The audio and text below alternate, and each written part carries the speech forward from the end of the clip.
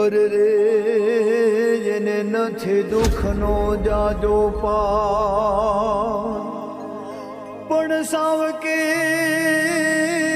માના મેણે ચાલે નીકળ્યા.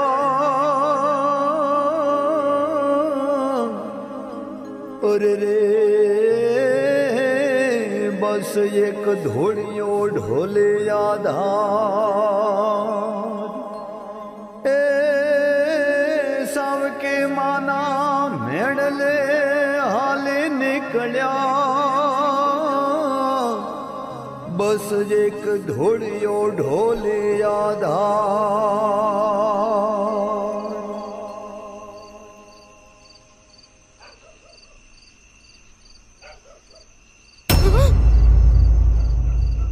કોણ છો તમે?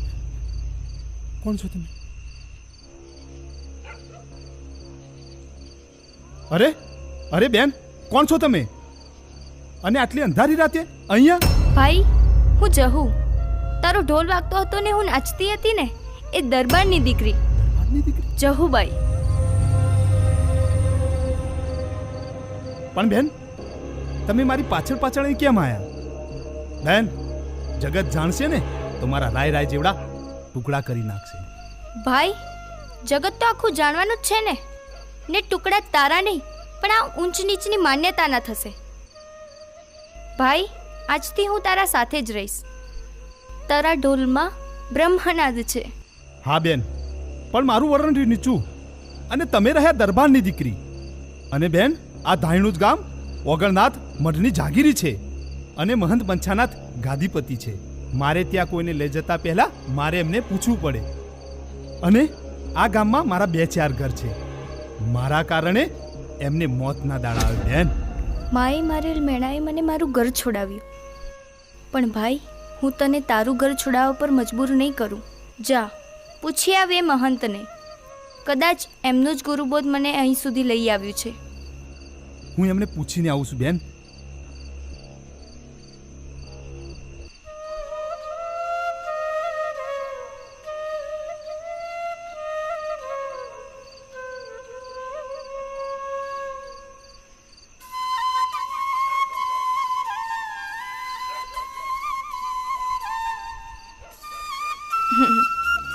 હવે જોઈએ પહેલા કોણ આવે છે, ધૂળિયો ઢોલી કે મહંત મંછાનાથ મહારાજ?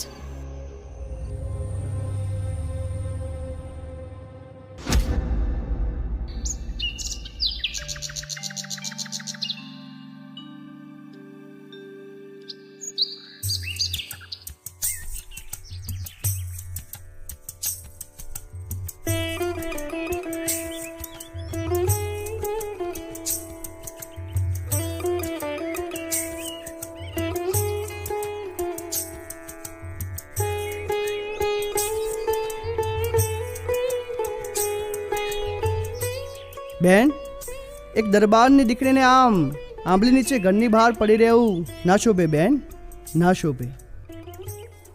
તમારું તેજ જોઈને લાગે છે કે આ આંબલી જ મારું ઘર બની જવાનું છે. તમારા ચરણોમાં જહુબાઈના સત સત પ્રણામ. તમારી કીર્તિ ફૂલોની સુગંધની જેમ પ્રસરી રહી છે. ક્યારેય રૂબરૂપ જોયા નથી, પણ સંતોને સાંભળ્યા મુજબ આ અઠંગ યોગીનું તેજ ધરાવતો કોઈ સંત હોય એ જાગીર મઠના મહંત એવા મંછાનાથ બાપુ તમે જ ને? હા બેન, હા.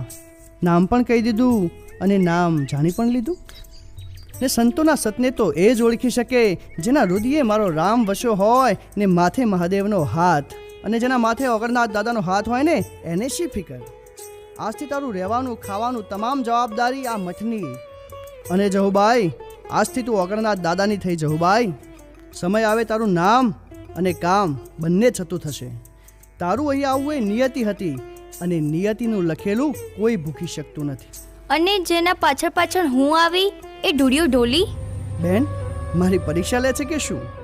તને અહીં લાવવી એ એની નિયતિ હતી, અને એનો ઉદ્ધાર થવો એ ઉપરવાળાની નિયતિ છે. પણ મને લાગે છે કે એનું મન હવે આ ગામમાં લાગશે નહીં. લાગે છે 2-4 દિવસનો મહેમાન છે. પણ મારે એકવાર તો એને મળવું છે. જેવી મારા નાથની મરજી. જય ઓગણનાથ દાદા.